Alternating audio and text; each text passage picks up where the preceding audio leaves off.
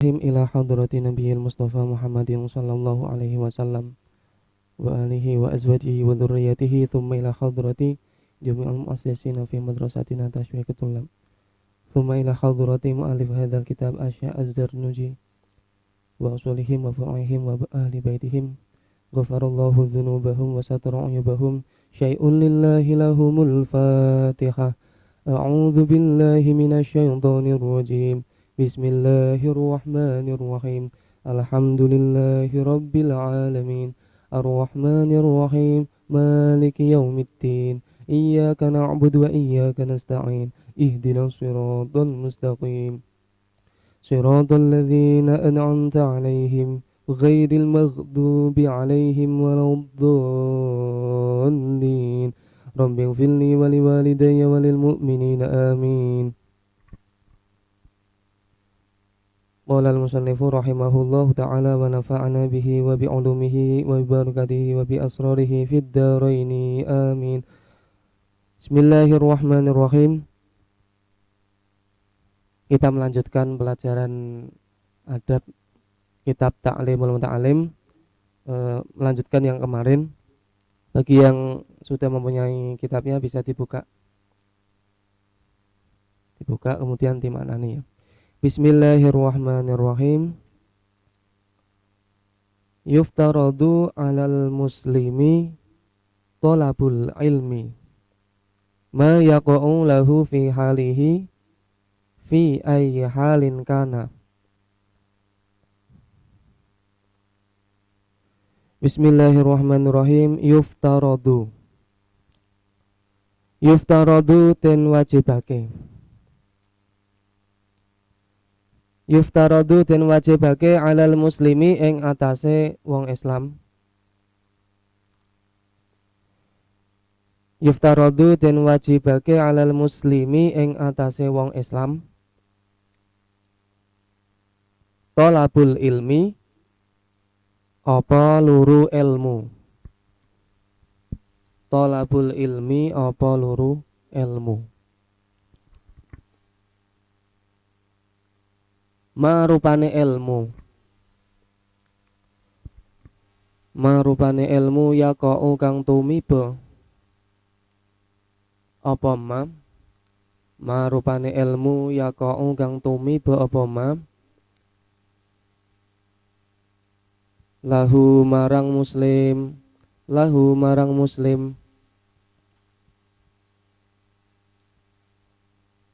fi halihi ing dalem tingkae muslim. Fi halihi ing dalem tingkae muslim. Fi ayyi halin ing dalem endi-endi tingkah. Fi ayyi halin ing dalem endi-endi tingkah. Fi ayyi halin ing dalem endi-endi tingkah. Kana ana sapa muslim. Ana ana sapa muslim. Fa innahu mongko sak temene kelakuan. Fa innahu mongko sak temene kelakuan. La buddha iku ora kena ora. La buddha iku ora kena ora. Lahu keduwe muslim. Lahu keduwe muslim. Minas sholati sangking sholat. Minas sholati sangking sholat. Fayuftaradu mongko den wajibake. Fayuftaradu mongko den wajibake.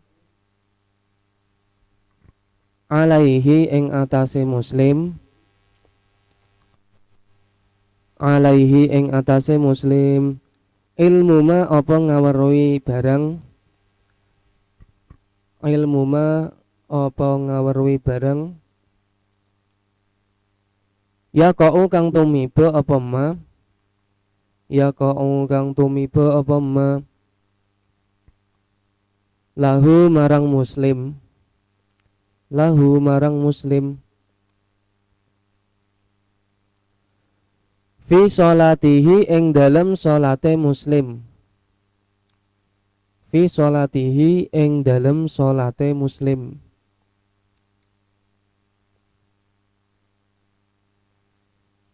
Biqadrima kelawan sekirane barang.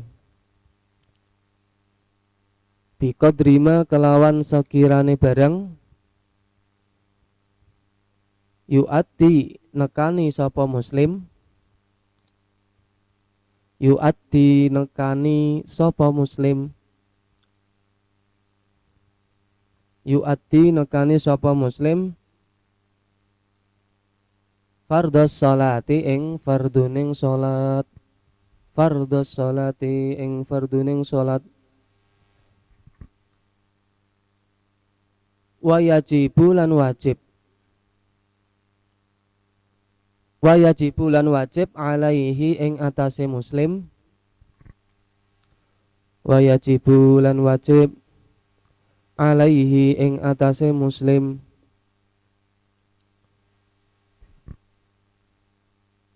Ilmu ma apa ngaweruhi barang. Ilmu ma apa ngaweruhi barang. Yaqa'u kang tumiba apa ma. Yaqa'u kang tumiba apa ma. Lahu marang muslim. Lahu marang muslim.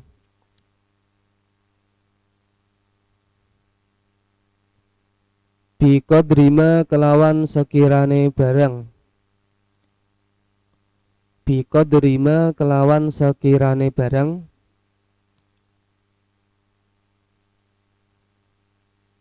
Yu'addi kang nekani sapa muslim. Yu'addi kang nekani sapa muslim. Bihi kelawan ma. Bihi kelawan ma. Al wajiba ing barang kang wajib. Al wajiba ing barang kang wajib. Mohon keterangan. Bismillahirrahmanirrahim. Kemarin sudah menjelaskan mengenai kewajiban orang muslim, bahwasanya orang Islam atau muslim baik itu laki-laki maupun perempuan itu wajib mencari ilmu, wajib. Kemudian dijelaskan lagi ilmu apa yang wajib dicari. Yang wajib dicari adalah ilmu hal, ilmu tingkah. Ilmu hal ini kalau kita artikan itu bisa diartikan sebagai dasar-dasar agama. Ilmu yang berkaitan dengan dasar-dasar agama termasuk ilmu tentang akidah, ilmu tauhid, kemudian ilmu fikih.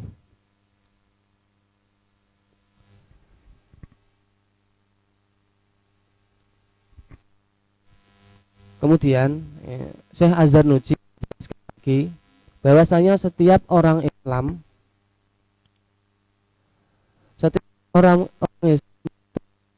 wajib mencari ilmu yang berkaitan dengan statusnya sebagai muslim. Yang dimaksud berkaitan dengan statusnya sebagai muslim, orang Islam itu wajib sholat ya. Orang Islam itu wajib sholat, wajib puasa, wajib zakat, wajib haji kalau sudah memenuhi syarat.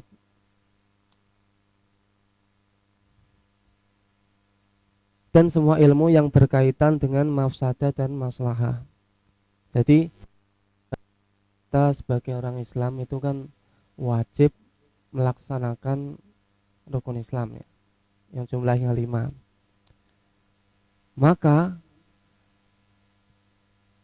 karena kita wajib melakukan rukun Islam, maka kita juga diwajibkan untuk mencari pengetahuan, mencari ilmu tentang rukun Islam tersebut.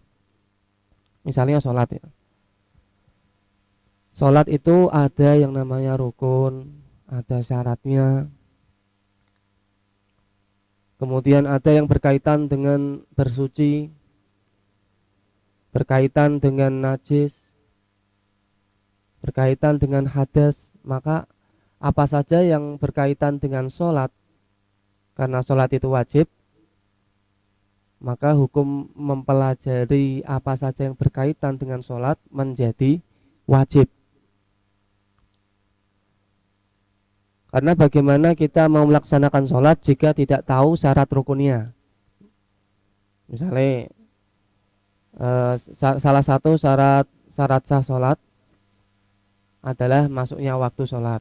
Kalau kita tidak tahu, nanti kita sebelum masuk waktu sholat sudah sholat zuhur misalnya, itu nanti sholat adanya bisa tidak sah. Contohnya seperti itu. Atau misalnya puasa.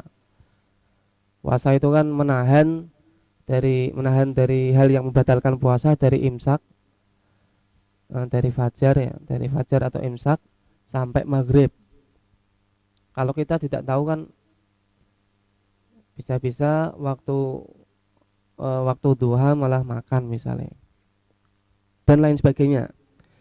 Hal yang berkaitan dengan kewajiban kita sebagai muslim, maka ilmu tentang itu, tentang kewajiban itu wajib dipelajari. Segala hal yang berkaitan ya. Karena dengan kita mempelajari hal-hal yang berkaitan dengan kewajiban, misalnya sholat, maka ia bisa menggugurkan kewajiban tersebut. Nah, seperti itu. Mohon maknani lagi. Bismillahirrahmanirrahim.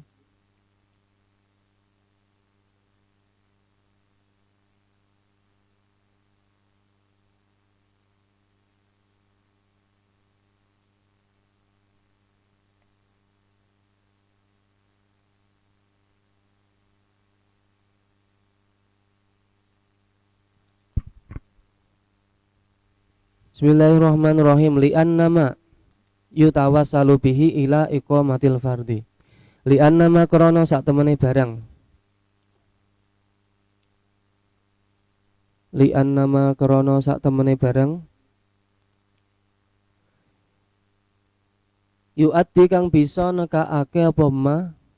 Yu'addi kang bisa nekakake. Li'annama krono sak temene barang yutawassalu kang bisa digawe lantaran. Li'annama krono sak temene barang yutawassalu kang bisa digawe lantaran apa bihima iya iqamatil fardhi tumeka marang jumenengi barang fardu.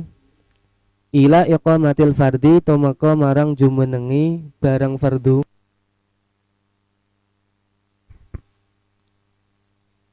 Yakunu mongko ana apa ma, yakunu mongko ana apa ma fardhon iku fardu. Yakunu mongko ana apa ma fardhon iku fardu. Wamalan barang yutawassalu kang bisa digawe lantaran apa bihima lantaran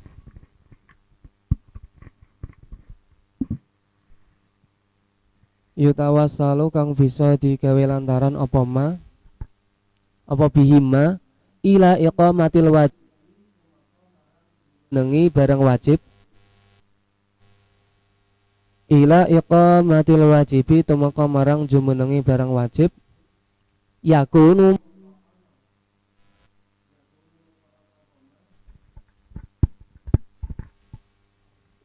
mongko ana apa ma wajiban iku wajib. Wajiban iku wajib.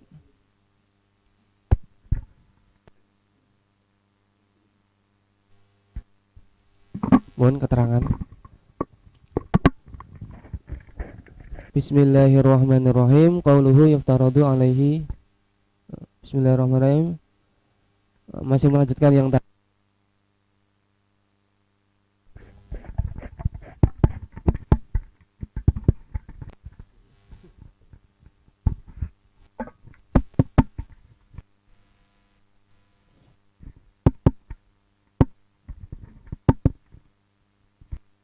Cek.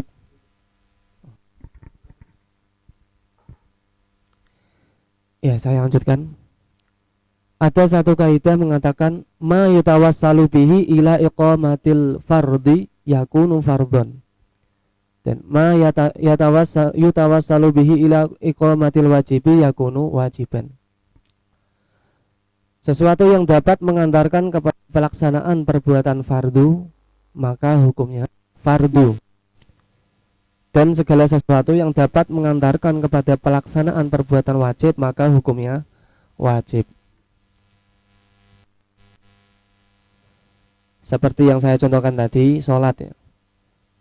Kita bisa sholat kalau memenuhi syarat sah, yaitu harus suci dari hadas kecil. Kalau kita hadas kecil maka harus bersuci. Cara bersucinya adalah dengan wudhu. Maka sebelum sholat kalau kita mempunyai hadas kecil, wajib berwudhu. Maka wudhu itu hukumnya wajib karena wudhu itu bisa mengantarkan pada sahnya fardu. Atau misalnya yang lain, misalnya puasa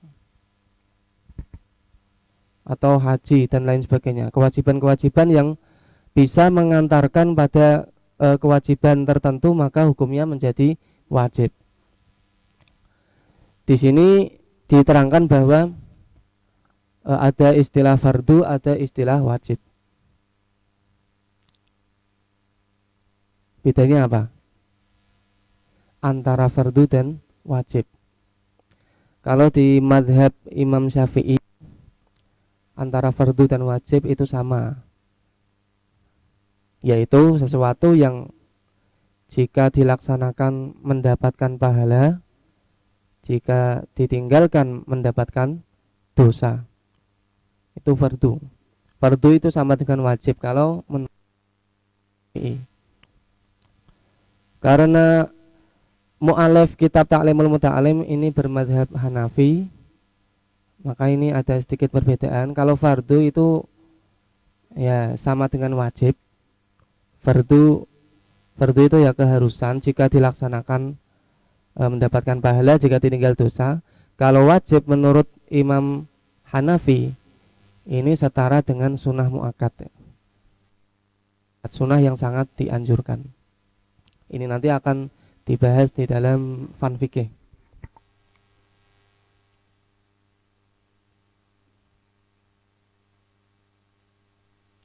Selanjutnya maknani lagi ya.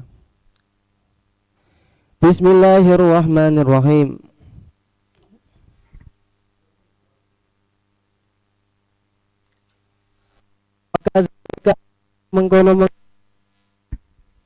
Wa kadzalika lan koyok mengkono-mengkono salat as-shaumu utawi poso. As-shaumu utawi poso, wa zakatu lan zakat. Ingkana lamun ono, ingkana lamun ono lahu iku tetep, ingkana lamun ono lahu iku tetep kedua muslim al malu malun apa bondo, apa bondo.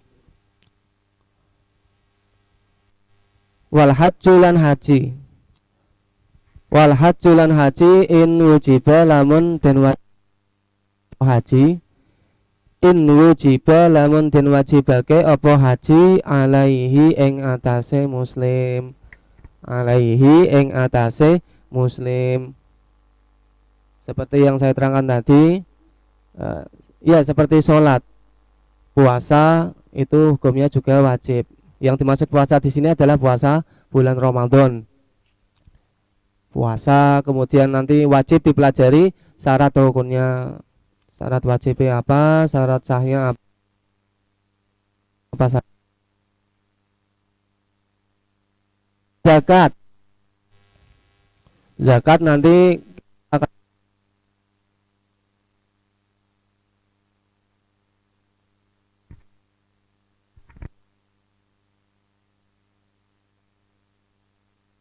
zakat, zakat sendiri nanti ada fitrah. Kemudian juga ada ibadah haji. in wujiba alaihi, jika sudah mampu. Itu nanti segala hal berkaitan dengan syarat rukun batalkan haji itu wajib dipelajari. Makanya biasanya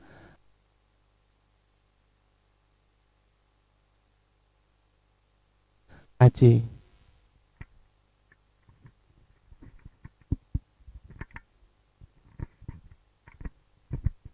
Lanjut ya. Kita makna Bismillahirrahmanirrahim wa kadzalika.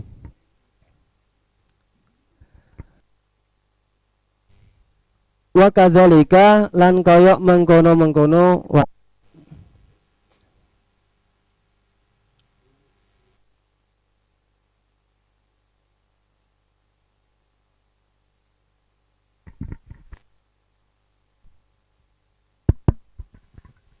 kadzalika lan kaya mengkono-mengkono wajib fil buyu'i ing dalem daltinuku. Wa kadzalika lan kaya mengkono-mengkono wajib fil buyu'i ing dalem daltinuku. Fil buyu'i ing dalem daltinuku.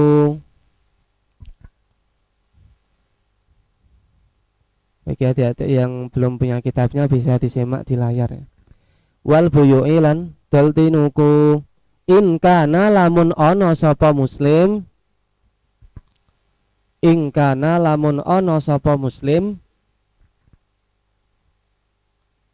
yattajiru iku daltinuku sapa muslim, yattajiru iku daltinuku sapa muslim.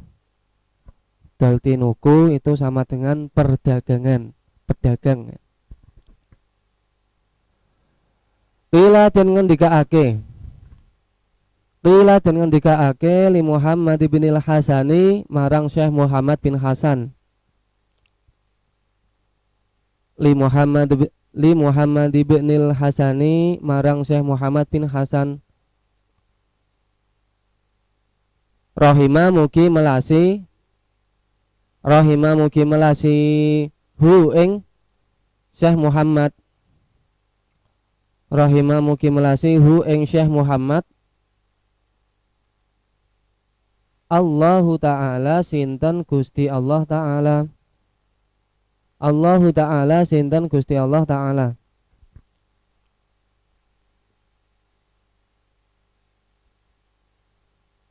Rupane pengucap Allah tusannifu, Allah tusannifa, Allah tusannifa apa ta yenta boten damel sinten panjenengan, Allah tusannifa ana ta yenta boten damel sinten panjenengan, Allah tusannifa ana ta yenta boten damel sinten panjenengan kitaban ing kitab, kitaban ing kitab fiz zuhdi ing dalem nerangake zuhud, fiz zuhdi ing dalem nerangake zuhud, fiz zuhdi ing dalem nerangake zuhud. Qala jawab sapa Syekh Muhammad, qala jawab sapa Syekh Muhammad sonaftu, qala jawab sapa Syekh Muhammad sonaftu was nggawe sapa ingsun, sonaftu was nggawe sapa ingsun kitaban ing kitab, kitaban ing kitab, kitaban ing kitab fil buyu'i ing dalem nerangake daltinuku, fil buyu'i ing dalem nerangake daltinuku, yakni ngersakake sapa Syekh Muhammad, yakni ngersakake sapa Syekh Muhammad az-zahida ing wong kang zuhud, az-zahida ing wong kang zuhud, az-zahida ing wong kang zuhud. Wong zuhud ki sing piye? Man iku wong, man iku wong yataharrazu kang bisa ngreksa sapa man. Man iku wong yataharrazu kang bisa ngreksa sapa man. Yataharrazu kang bisa ngreksa sapa man anis syubhati sangking barang syubhat, barang sing ora jelas. Anis syubhati sangking barang kang syubhat, anis syubhati sangking barang kang syubhat, wal makruhati lan pira-pira barang kang makruh, wal makruhati lan pira-pira barang kang makruh. Fit tijarati ing dalem dol tinuku perdagangan, fit tijarati ing dalem dol tinuku.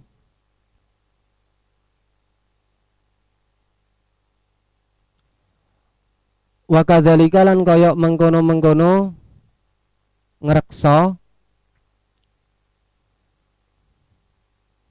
wa kadzalika lan kaya mengkono-mengkono ngreksa yajibu wajib, yajibu wajib apa ngreksa visa iril muamalati ing dalem sekarine pira-pira muamalah, visa iril muamalati ing dalem sekarine pira-pira muamalah, wal harufilan penggawean, wal harufilan penggawean, wal harufilan penggawean, wa kullu man lan saben-saben wong, wa kullu man lan saben-saben wong, kullu man lan saben-saben wong ishtaghala kang tatungkul sapa man, ishtaghala kang tatungkul sapa man bisyai'in kelawan suwiji-wiji, bisyai'in kelawan suwiji-wiji, minha sangking muamalat lan penggawean, minha sangking muamalat lan penggawean. Mohon keterangan. Bismillahirrahmanirrahim.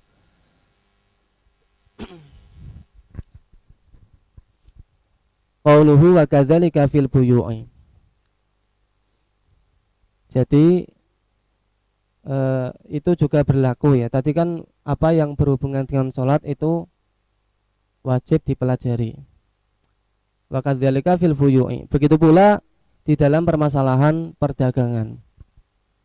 Apa saja yang berkaitan dengan muamalat atau perdagangan, ilmu dagang, yang mana itu melibatkan antara satu orang dengan orang lain, ilmunya itu juga wajib dipelajari kalau orang tersebut terjun dalam profesi pedagang, penjual. Kalau zaman sekarang itu kan ada yang namanya jualan online.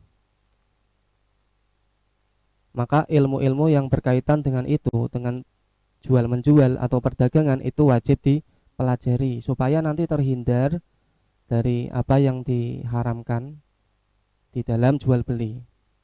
Itu wajib. Ini nanti akan dipelajari di dalam fan fikih. Makanya fikih itu termasuk ilmu hal yang wajib dipelajari.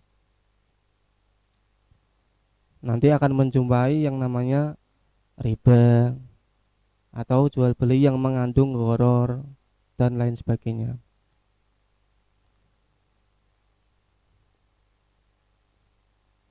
Menurut Syekh Muhammad bin Hasan, salah satu ulama yang ada di mazhab Hanafi, termasuk kriteria zuhud yaitu orang yang menjaga diri dari perkara syubhat dan makruh dalam berdagang.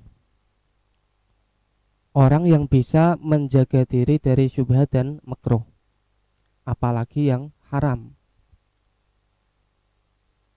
Yang enggak jelas saja dijaga, apalagi yang haram lebih dijaga. Makanya orang zuhud itu pengertiannya bukan orang yang kelihatan pakaiannya compang-camping atau misalnya yang seperti apa orang fakir gitu. Nggak mesti. Kalau zaman sekarang nggak mesti. Asalkan bisa menjaga diri dari perkara syubhat dan makruh, itu bisa dikategorikan sebagai orang yang zuhud. Jadi zuhud itu kan benci dunia. Benci dunia itu bukan berarti membuang semua dunia sehingga menyisakan akhirat saja, tidak, karena dunia ini eh, termasuk jalan menuju ke akhirat. Ya, kita mencari bekal dari dunia sebagai perantara lah. Tuh, yang penting menjaga diri dari sesuatu yang syubhat dan makruh, apalagi yang haram. Tidak hanya dalam berdagang, profesi yang lain pun juga sama. Muamalat yang lain pun juga sama. Selain berdagang apa? Misalnya eh, pinjam meminjam, sewa menyewa. Itu juga kita kalau misalnya terjun ke dalam bidang tersebut harus bisa menjaga diri dari sesuatu yang syubhat, sesuatu yang samar, tidak jelas mana yang haram, mana yang halal. Dan profesi pekerjaan yang lain tuh misalnya pekerjaan pertanian, misalnya pertanian, ada guru, dosen, kemudian apalagi jadi bos perusahaan misalnya. Itu semua ilmu yang berkaitan tentang profesi tersebut harus dipelajari supaya nanti terhindar dari yang haram untuk dilakukan menurut agama. Semuanya wajib dipelajari, tergantung nanti kita semua nanti terjun ke dunia yang mana, apakah pedagang atau mungkin pertanian, dosen, guru, bahkan nanti presiden juga, pemimpin, itu semua ada ilmunya. Intinya itu semoga kita termasuk golongan yang bisa menjaga diri dari perkara yang syubhat dan makruh, bahkan yang haram. Amin Allahumma amin. Tsumma qala yuftaradu alaihi ilmu taharuzi anil harami wallahu alam bisawab. Saya cukupkan sekian. Wallahul muwaffiq ila aqwamit thoriq. Wassalamualaikum warahmatullahi wabarakatuh. Baik, salam wabarakatuh. Baik, untuk anak-anak tadi sudah banyak dijelaskan oleh Bapak Uzi ini terkait dengan sesuatu yang makruh, sesuatu yang subhat. Nah, untuk anak-anak mungkin ada yang bisa ditanyakan kaitannya dengan hal ini, karena di sekeliling kita tentu banyak sekali contoh-contoh yang itu menjadi pembelajaran bagi kita tentang apa yang tadi sudah banyak disampaikan oleh Bapak Auzi ini. Mungkin ada yang mau ditanyakan, bisa disampaikan lewat chat atau kolom komentar, bisa juga secara langsung dalam pembelajaran virtual kali ini. Belum ada? Ada. Subhat itu apa yi? Nah ini monggo Pak Auzi ini bisa dijelaskan, mungkin bisa juga dicontohkan tentang barang yang subhat itu. Terima kasih. Ya, terima kasih yang sudah bertanya. Pengertian syubhat, ya. Syubhat itu kan artinya samar, barang yang samar, tidak jelas antara halal dan haram. Antara halal dan haram ini bisa jadi secara zatnya atau secara dari mana dia berasal. Ya, contohnya misalnya kita menemukan barang, menemukan uang di jalan. Secara zatnya itu kan secara dari mana didapat itu kan termasuk hal yang samar. Kalau kita menemukan uang, kira-kira diambil apa di jarke cara asarane, diambil atau dibiarkan. Ya, yang namanya samar itu tidak jelas apakah itu dapatkan dengan cara yang halal atau yang haram. Ya contohnya seperti itu, seperti yang saya contohkan tadi mengenai barang yang jatuh di jalan misalnya. Tidak hanya uang ya, misalnya yang lain, entah itu buku atau HP misalnya dan lain sebagainya. Bahkan motor itu kan juga kalau zaman sekarang kan nggak tahu kasusnya ini merebak atau tidak. Yang namanya pencurian motor itu kan termasuk lumayan lah ya. Setelah kemarin loh, setelah new normal kemarin tuh ada beberapa kasus motor. Kemudian biasanya orang kalau mencuri motor itu nggak dipakai sendiri, dijual. Nah seperti itu loh. Dalam jual beli itu kadang ada hal yang samar, ada yang jelas haramnya, atau ada yang jelas halalnya. Makanya motor itu harus ada STNK-nya. Itu fungsinya kan untuk memperjelas kepemilikan. Ini miliknya siapa kok mau dijual. Kalau misalnya tidak ada STNK-nya, maka dia tidak jelas barangnya. Motor ini milik siapa kok dijual. Padahal syarat jual beli itu harus milik sendiri, tidak boleh milik orang lain, apalagi minjem. Ya seperti itulah contohnya, kurang lebih seperti itu. Kalau kemudian motor itu dijual secara terpisah, gimana itu Pak? Misalkan contoh cuma ban, cuma peleknya gitu. Ya kalau keseluruhan kan seperti itu. Ya kalau cuman sebagian ya gimana ya, tergantung kita melihat orang yang menjual tersebut ya. Mengenai apakah ini halal atau haram ya kita harus cross check juga orang yang kita membeli barang darinya. Kira-kira orang ini memenuhi istilahnya, kalau dilihat dari sifatnya tuh bagaimana. Kok kalau mau menjual barang yang terpisah motor, misalnya pisahan dari motor atau bagian dari motor itu bagaimana. Ya kita harus berhati-hati dengan yang demikian itulah. Misalnya kalau membeli bagian-bagian motor, kalau itu memang kita mau sesuatu yang halal, ya di tokonya, di toko yang memang resmi lah contohnya. Iya. Kalau misalnya membeli dari orang yang tidak dikenal atau yang yang belum kenal, kemudian menawarkan dengan barang yang sangat murah, itu perlu dipertanyakan seperti itu. Nah, anak-anak, jadi kita bisa lebih berhati-hati ketika dalam hal jual beli kaitannya dengan barang syubhat ini. Tentu banyak sekali hal yang samar. Kalaupun demikian, terkadang ada kondisi di mana kita, wah ini ternyata murah dan bagus. Nah, tapi tidak kita kemudian berpikir bahwa barang ini itu dari mana asalnya, barang itu kemudian dari siapa, orangnya yang beli siapa. Nah, semuanya harus serba jelas di dalam hal ini. Ada yang mau disampaikan kembali? Assalamualaikum Pak, fardu ain itu apa Pak? Nah ini, monggo Pak Ausi ini. Baiklah, terima kasih atas pertanyaannya mengenai fardu ain. Apa itu fardu ain? Fardu ain itu adalah satu kewajiban yang diserahkan kepada per individu, setiap orang. Pengertian secara umum, fardu ain itu adalah sesuatu yang apabila dilakukan itu mendapatkan pahala, apabila ditinggal mendapatkan dosa, dan ini berlaku untuk masing-masing per individu, per orang. Contohnya sholat. Sholat ini kewajiban yang termasuk fardu ain. Fardu yang kewajibannya terletak pada individu per orang lah, per orang.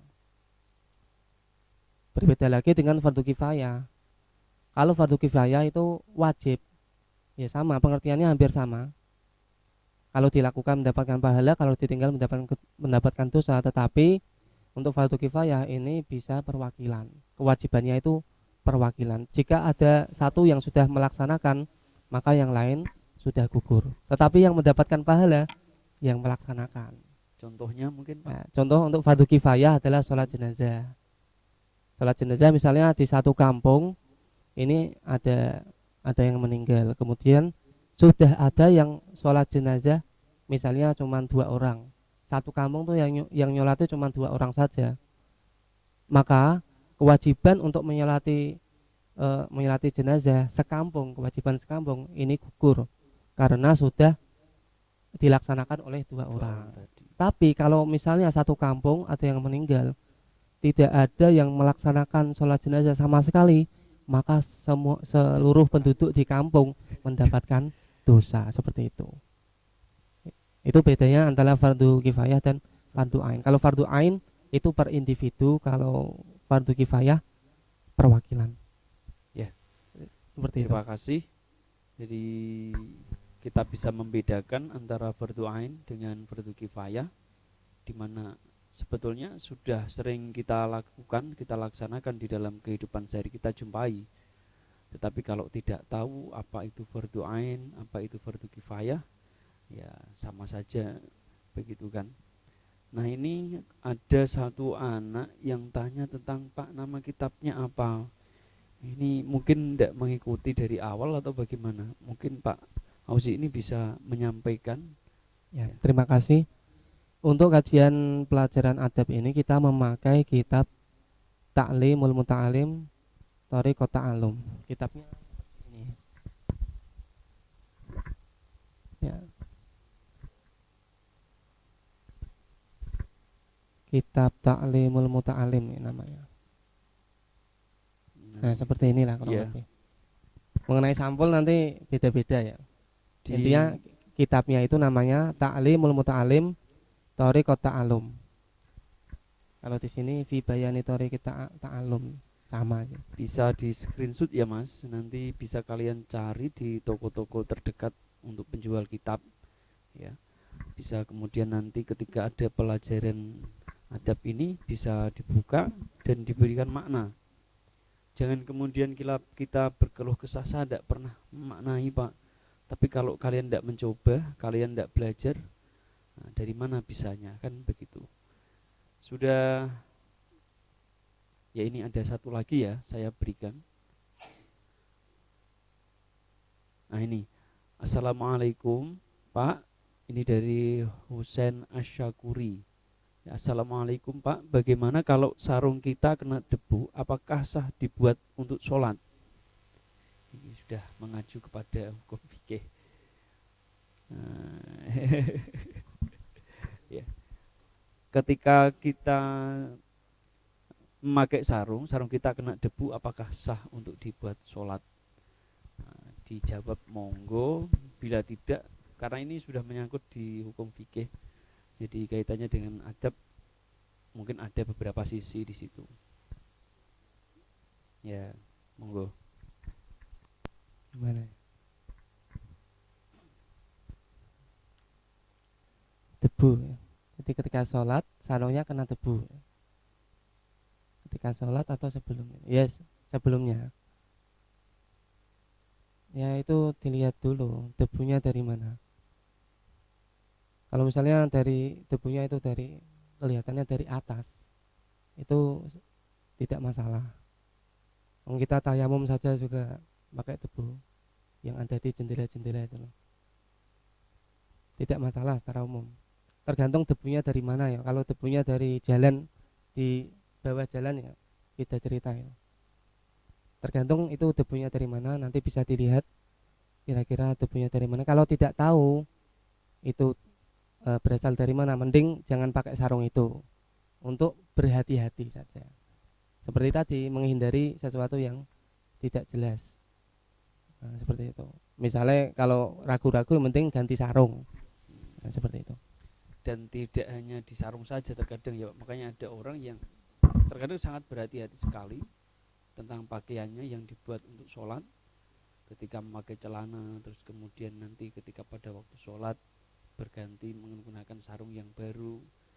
Nah, ini mungkin di sisi adabnya di situ kalian bisa lebih berhati-hati, baik di jalan maupun di tempat-tempat yang lain. Saya kira itu di pertemuan kita ini banyak sekali hal yang dibahas oleh Bapak Auzi ini dan teman-teman semuanya untuk kelas 7.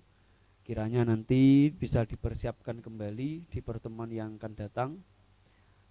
kitabnya, catatannya, dan kemudian nanti biar supaya bisa diulas kembali, bisa dibuka dan dipelajari